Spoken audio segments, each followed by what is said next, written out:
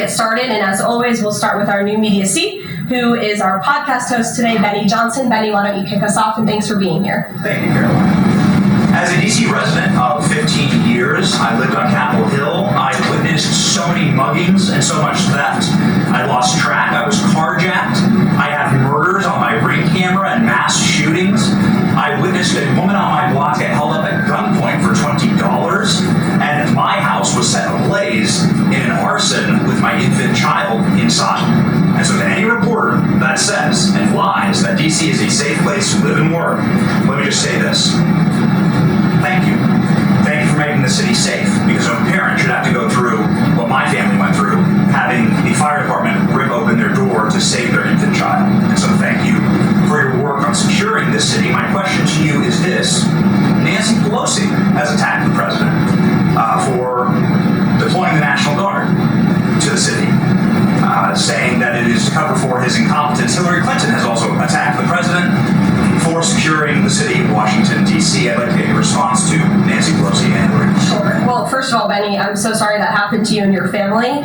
There have been, unfortunately, far too many victims of crime in this city, and I know the majority of residents in the District of Columbia agree with you. In fact, a new poll from the Washington Post I was reading this morning, this was released in May of 2024, so it's quite funny how many of you in the media agreed with what the president was saying yesterday, but now once the president says it, many of you are disagreeing with him. But this poll released by the Washington Post found that 65% of district residents think crime is an extremely serious or a very serious problem, and this was up from 56% last year. So the concern that you share with so many other residents in the District of Columbia is real, and that's why this president is taking action to address it. To get to the heart of your question, I think it's despicable that Democrats cannot agree that we need more law and order in a city that has been ravaged by violence, crime, murders, property theft.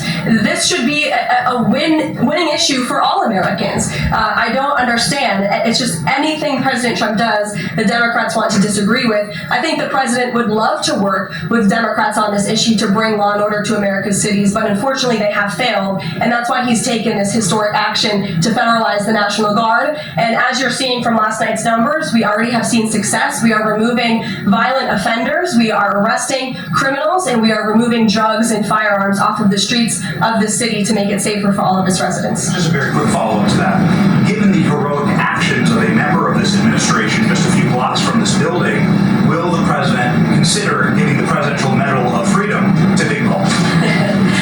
I haven't spoken to him about that, but perhaps it's something he would consider. I'll ask him and get back to you, Benny. Thanks for being here. Gabe. Thank you, Karoline. Regarding the President Trump summit on Friday, why not invite Ukrainian President Zelensky to that summit? I know the president said yesterday that he planned to speak with him right after the summit and even before, but why not invite Zelensky? And whose decision was it to not invite him? Was it the president or was it President Putin? Well, this meeting came about because the president of Russia asked the president of the United States to meet through his special envoy, Steve Witkoff, who, as you all know, traveled to Russia to have a conversation with Putin at his request. And so the president is agreeing to this meeting at the request of President Putin. And the goal of this meeting for the president is to walk away with a better understanding of how we can end this war. And the president said at this podium yesterday, when he joined all of you in the room, that he hopes in the future there can be a trilateral meeting with these three leaders to finally bring this conflict to an end.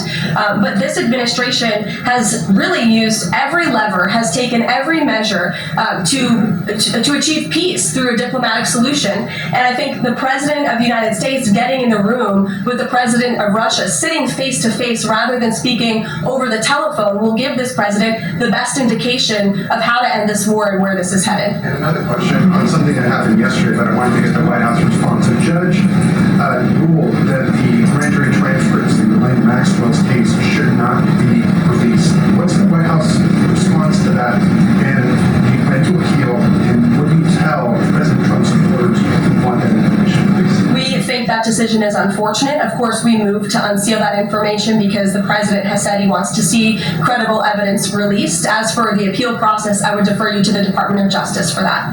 Rachel, thanks so much, Karoline. We're learning that President Trump spoke with Ukrainian President Zelensky. I was curious if you can share any more details about their call, and did Zelensky give President Trump any red lines, any non-starters ahead of this summit on Friday? Look, I don't want to reveal the private conversations between the president and President Zelensky, but what I can tell you is that the president has deep respect for all parties that are involved in this conflict and are trying to bring this conflict to an end.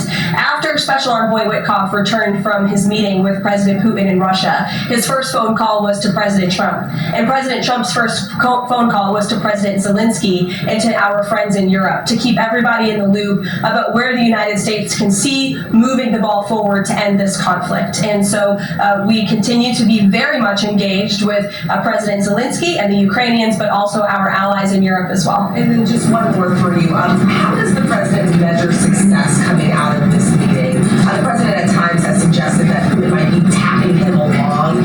Is he prepared to walk out of this meeting if he senses that Putin is not serious about ending this war? I think I just answered that question for you and what the goal and the expectation of the meeting is. And I won't jump ahead of any hypotheticals, and I'll leave it to the president to speak to all of you after the meeting, which I'm very confident he will. Steve. Is he optimistic this deal will emerge from this meeting, or is he simply one to listen? I think this is a listening exercise for the president. Look, only one party that's involved in this war is going to be present. And so this is for the president to go and to get, again, a more firm and better understanding of how we can hopefully bring this war to an end. Caroline, how did you settle on Alaska as the site for this? There were some other sites being discussed. This is like in the midpoint between the two teams. There were many sites discussed, but of course Alaska is a state within the United States of America, so the president is very honored and looks forward to hosting President Putin on American soil. Is there a joint news conference plan, or will the president have a solo one?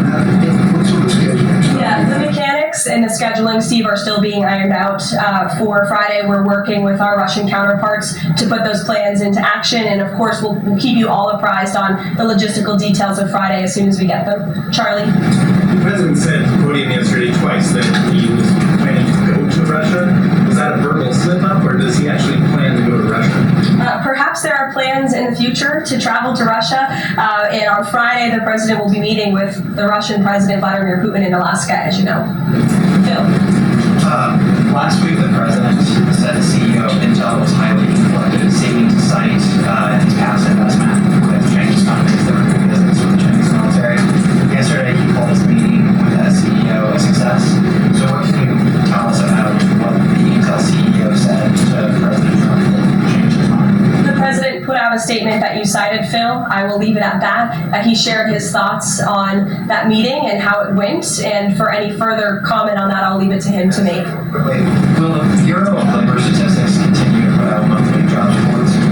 Well, look, what I'll tell you about the Bureau of Labor Statistics, I believe that is the plan and that's the hope, and that these monthly reports will be data that the American people can trust. As you know, the Bureau of Labor Statistics has made massive revisions after the last several points reports that they have put out. And there has certainly been a decline in the quality and the reliability of data coming from the Bureau of Labor Statistics, and there's been an increase in revisions. And this president and the administration is finally tackling this problem that so many have talked about, and the president is actually doing something about it. We need to restore new leadership that we can trust. As you know, the president has appointed someone new to take over the BLS, and so we need to look at the means and the methods of how the United States is acquiring this very important data, and all of that is going to be done, and the goal, of course, is to provide honest and good data for the American people to make very important economic decisions on.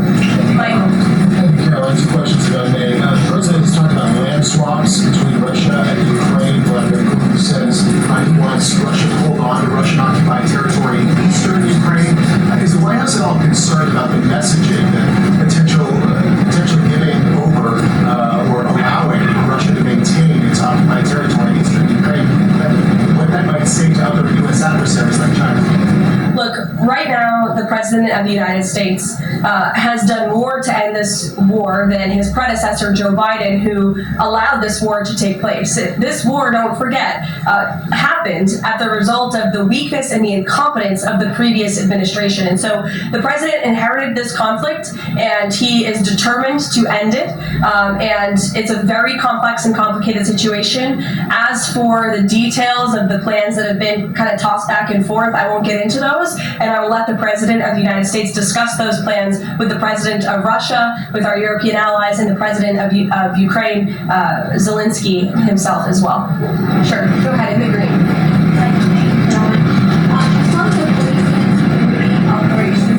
Speak up. Is there a timeline? Do we know what success looks like? Is it going to last longer than 30 days? And also, is there going to be an immigration enforcement aspect to this?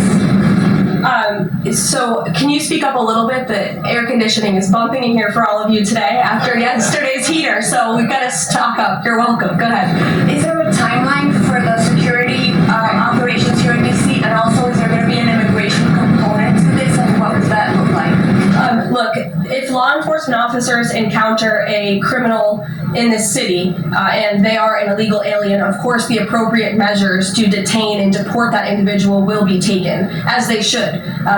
No city should be a sanctuary for anyone other than law-abiding American citizens, and that has been the position of this administration since day one. As for the timing, we will reevaluate and reassess and make further decisions after this 30-day period is up. But within these 30 days, our entire focus is making sure that this is the most efficient operation possible and that we are removing as many criminals from the streets and we are cleaning up DC as best as we can and working with the Metropolitan Police Department to do that. I know the mayor just spoke several minutes ago. I was watching her on television and she said that an increase in law enforcement officers on the streets will be helpful to deter crime in this city, and we look forward to working with these brave men and women of the Metropolitan Police Department to remove criminals off of our streets and to keep law-abiding citizens in the district safe. Josh. Thank you. The president weighed in on Jay Powell the other day in the United States. He said that he's considering allowing a major lawsuit against Powell to proceed because of the more horrible and grossly incompetent job he has done. Can you tell us about what lawsuit is he talking about? He's considering a lawsuit, and I won't speak on it any further. I will allow the president to do that himself. The fair city administration is considering suing the Fed chair over this renovation. That's what the president is saying. Have you had discussions with anyone about this, or is this just how advanced is this right now? At this moment in time, the president is considering a lawsuit against the Fed, and I will leave it to him to comment further on it. Yes. Tamara. We talked about yesterday. We talked about the NVIDIA chips deal. That's been disruptive as well. AMD, the 15% stake of the government. Do you have any detail on how that came about? The president said he asked for 20% from NVIDIA. Did we make the same 20% ask to AMD, and or is it something the administration is looking to do with other chips or products? Going forward, is this a model that wants to build on? Well, look, right now it stands with these two companies. Perhaps it could expand in the future to other companies. I think it's a creative idea and solution. The legality of it, the mechanics of it is still being ironed out by the Department of Commerce, and I would defer you to them for any further details on how it will actually be implemented. But again, this was another idea of the president and his brain trust on his trade team to try to, get good deals for the American people and the American taxpayer. Did you see the report that China is discouraging use of the H20 to some companies? Since this reporting overnight, there was a private guy that said to companies not banning the chip and urging them to steer away from it. I wonder if you have any response to that. I haven't read the report. I will, and we'll get you a comment on it. Tamara. Thank you. Last week, the meeting with Putin was sort of described potentially as an opportunity for a deal. Now it's a feeling out. Has there been a shift in expectations within the White House or an effort to temper expectations about what success looks like for this meeting? I mean, look, I think both can be true, right? The president has always said he wants a peace deal. He wants to see this war come to an end. But this bilateral meeting is a bilateral meeting between one party in this two-party war, right? You need both countries to agree to a deal. The president is accepting this bilateral meeting with Putin on Friday, and I will let him speak further to it after it concludes about, how he felt it went. And did you also, completely unrelated topic, regarding the president's efforts in Washington, D.C., do you have any specifics about how homeless people will be dealt with, where they would be moved to? What does this look like? I do, yes. Yes, and it's an important question, so thank you for raising it.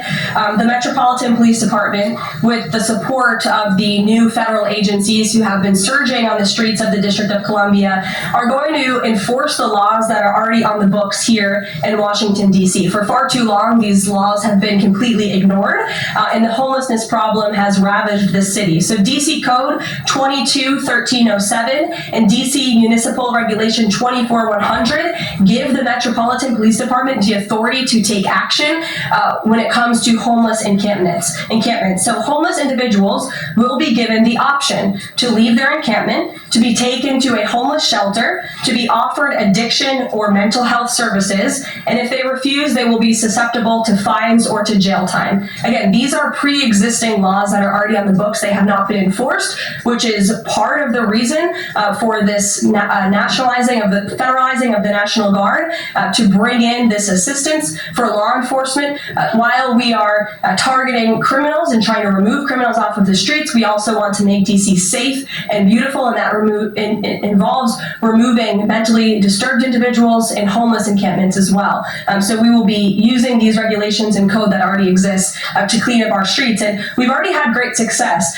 Not many of you picked up on this, but the United States Park Police has actually done remarkable work in terms of removing homeless encampments from the city. Since the president signed this executive order in March, 70 homeless encampments have been removed by the U.S. Park Police. There are only 2 homeless encampments remaining in D.C. federal parks under the National Park Service's jurisdiction, and the removal of those 2 remaining camps is scheduled for this week. So the U.S. Park Police will be leading this effort alongside MPD. Just very quickly, he had talked in one of the social media posts about moving them very far outside of the city.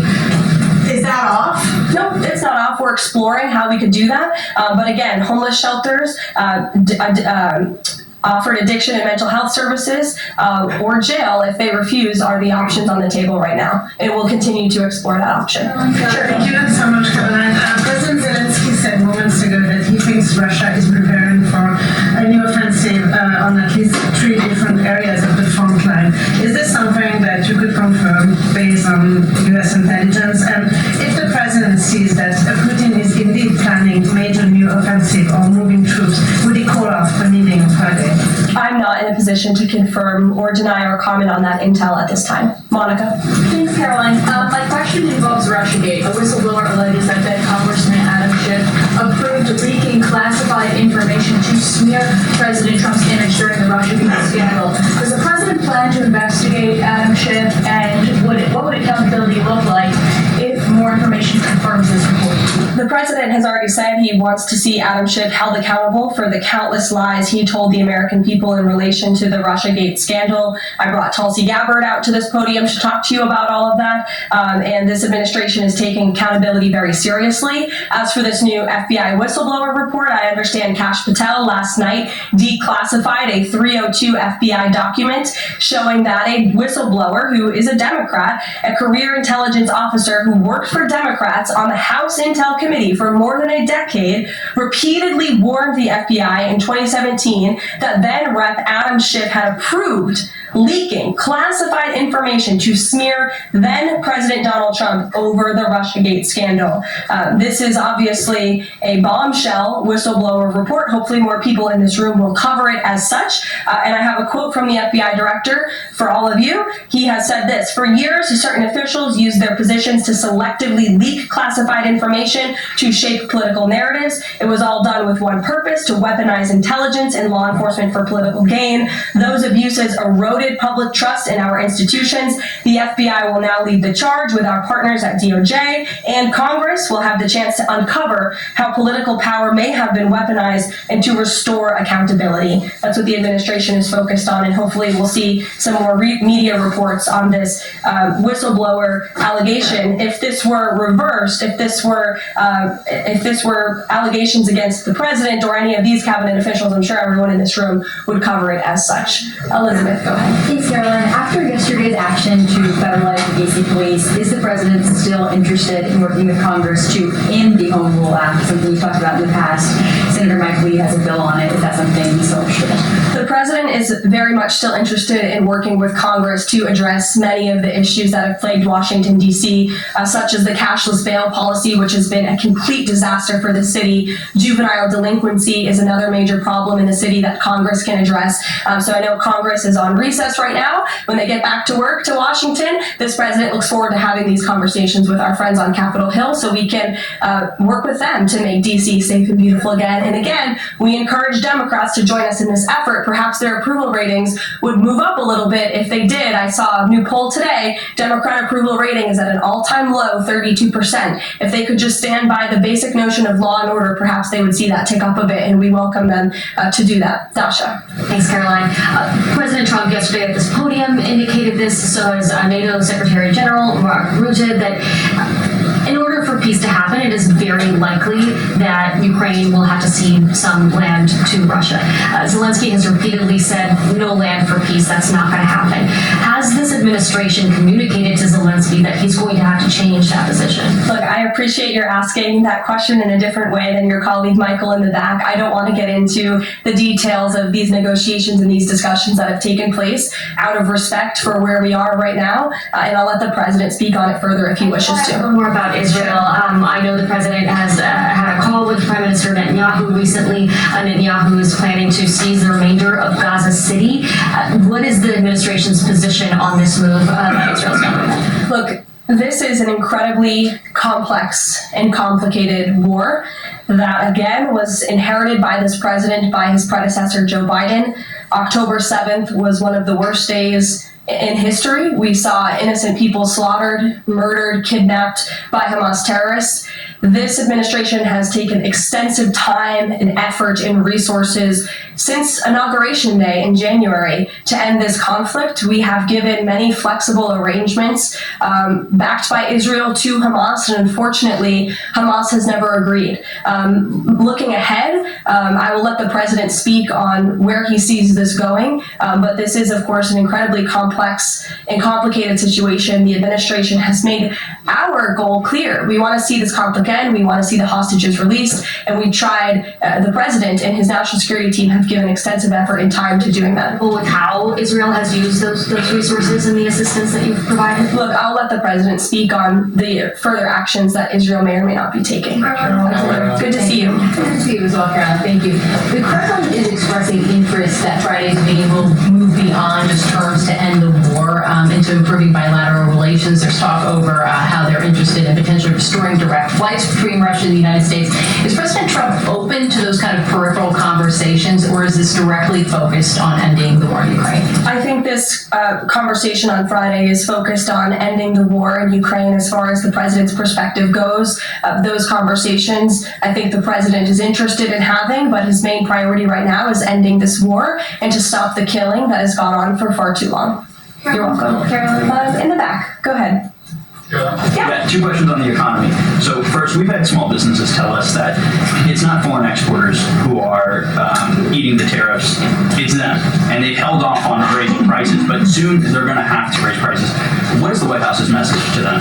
The White House's message to our small business owners across the country is you have never had a better ally or friend or supporter in this White House than President Donald Trump, who is a businessman himself, who understands your concerns and who wants to restore wealth back to our country through the powerful use of tariffs. And that's what he's focused on doing, while simultaneously driving down costs. You have to remember, we are 6 months into this administration. We had a president who had no business experience, had no idea what he was doing, and who funneled billions of wasteful spending dollars into our economy, which created the worst inflation crisis in a generation. Now this president is focused on tackling inflation, deregulating, cutting costs, cutting cutting red tape to make it easier for small business owners to thrive. And again, the economic indicators show that we are moving in the right direction. In January, when this president showed up to the White House, the 6-month annualized core inflation rate was 3.7%.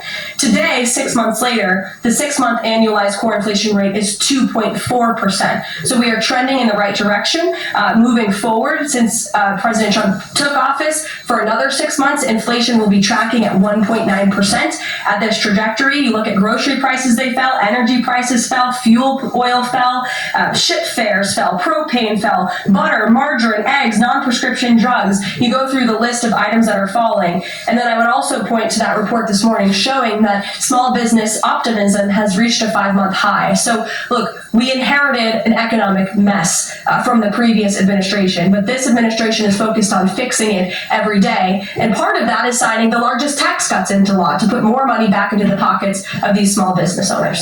Just on the BLS, they collect the inflation data, obviously. If the jobs data is not reliable, should Americans trust the inflation data? Well, look, the jobs data has had massive revisions. We want to ensure that all of the data, the inflation data, the jobs data, any data point that is coming out of the BLS is trustworthy and is accurate, which is why the president has restored new leadership at the BLS. Sure, go ahead. Yeah, okay.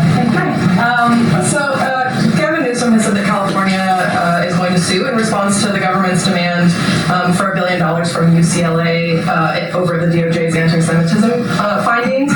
Newsom has called this extortion and ransom, so I'm wondering what the White House's response is to Newsom on UCLA. Bring it on, Gavin. This administration is well within its legal right to do this, and we want to ensure that our colleges and our universities are respecting the First Amendment rights and the religious liberties of students on their campuses, and UCLA has failed to do that. And I have a whole list of examples that I will forward to Gavin Newsom's press office if he hasn't seen them himself. Brett. Thanks, Caroline. What was the reason that President Trump chose to move on from Billy Long as IRS commissioner? Look, I think the president wants to see Billy Long as the ambassador to Iceland. As you know, that is where he will be headed. And the president loves Billy Long, and he thinks that he can serve the administration well in this position. For now, Secretary Scott Bessent will be the acting IRS commissioner. I'm announcing a new pick. Thank you. Ed, go ahead, but then in the back. Yes. Go in the back first. Okay, sure. Thanks, Caroline. One foreign policy and then one domestic question, if I may. There are roughly 30,000 children from Ukraine who have reportedly been abducted and are kind of dispersed around Russia. They've been showing up on these websites for adoption. Is their return a red line for the president in any deal ending the war? The administration is aware of these reports. I don't want to set red lines for the president on his behalf from this podium. However, the president did encourage Ukraine and Russia to speak directly to one another in terms of these humanitarian issues. And we have seen progress. You have seen prisoners of war swapped between these two countries as a result of these direct talks, as well as children, and that remains a concern. But it's one that Russia and Ukraine need to iron out together, which is why this president has encouraged them to speak. And then if I can, the DC action real quick. The president said yesterday that this is a model of federalizing the National Guard that could be used to combat really high rates of crime in other cities like Chicago, LA, Baltimore. What sort of authority would he have to deploy forces like that absent the Home Rule Act? Look, the president is speaking about what he'd like to see take place in other cities around the country. Right now, this administration is focused on making DC safe and beautiful again. When the time comes, we'll talk about that. But I will note that the president wants to see all of our nation's cities be safe. But I think starting with our nation's capital is a great place to begin, and it should serve as a model for the rest of the country.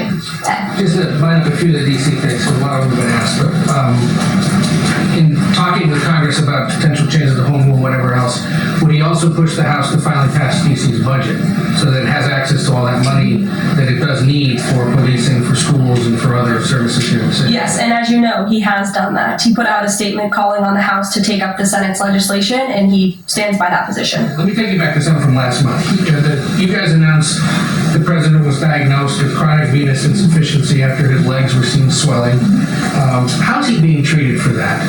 And while you were upfront about those health issues, curious if the White House would be willing to let us speak with his physician directly about those health issues. I know there were a lot of concerns about the last White House not making the physician available. Would the physician be available in this case? I don't want to make that commitment on behalf of the physician, but it's certainly something we can look into and explore out of the effort of transparency, because unlike the previous White House, there's nothing to hide. You guys see this president working around the clock, literally 24/7, all of the time, and I will be happy to look into that request. Can we at least get an update on how he's being treated for the swelling legs and for the hands and the other issues? Look, you see the president every day. He's moving, he's working, he's continuing. There have been no adjustments made to his lifestyle. Hey, Karoline, I have two questions. One on DC, but on the Putin meeting on Friday, does the president plan to meet with Putin one-on-one? Yes, that's part of the plan. And as for the other mechanics and logistics, I will let our team speak to that when they're ironed out. And on what's happening in DC with the federal takeover, what we've heard from the mayor and the police chief is that their understanding is there has been no change in the leadership structure. In the White House's view, who is in charge of the MPD right now? If you read the executive order, it will tell you the leadership structure is as follows. We plan to work with the Metropolitan Police Department, but ultimately the chain of command is as such. The President of the United States, the Attorney General of the United States, our DEA Administrator, Terry Cole, who is now serving ahead of the Chief of the Metropolitan Police Department. They will be working together. Note, Terry Cole, as you heard from this briefing room yesterday, is in charge of the Metropolitan Police Department, and he's working with the Chief to ensure that law enforcement officers are allowed to do their jobs in this city. Yeah, thanks, Caroline. I know you said earlier the hope is to maintain monthly job reports, but the president's new nominee for BLS Commissioner E.J. Antoni recently told Fox Business that the BLS should suspend issuing monthly job reports and only issue quarterly reports until the jobs data methodology is corrected. So does the president disagree with that assessment that his nominee has said there, or suspending these monthly job reports a real option? I think he floated the idea of possibly suspending until they can get the data and the methodology in order. And this president wants to ensure that the BLS, again, is putting out accurate and honest data that the American people can trust. Since you brought up the new commissioner, he holds a master's and doctor's degree in economics from Northern Illinois University. He's the chief economist in the Heritage Foundation's Center for the Federal Budget. And in addition to his work at Heritage, he has multiple other roles. He's been widely renowned for his work on economic issues. He's been called before Congress to testify as an economic expert. So he's a qualified individual, and the president trusts him to lead this important department. I think I have one more question. Sure, go ahead.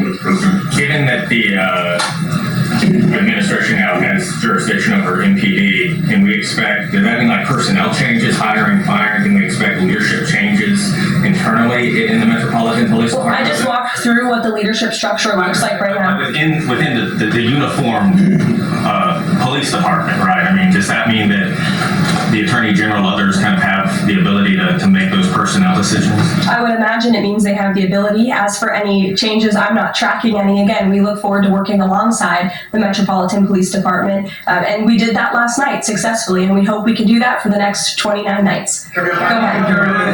Yes. There's a lot of reports that ICE agents detained a 15-year-old student with disabilities outside an LA high school, even leaving bullets on the sidewalk. How does the Trump administration plan to ensure parents that their children can return to school without fear of being wrongfully detained or endangered by federal agents? Where'd you see that report? LA Times. Okay, well, I'll have to look into the veracity of that report. I read the LA Times almost every single day, and they are notorious for misleading the public.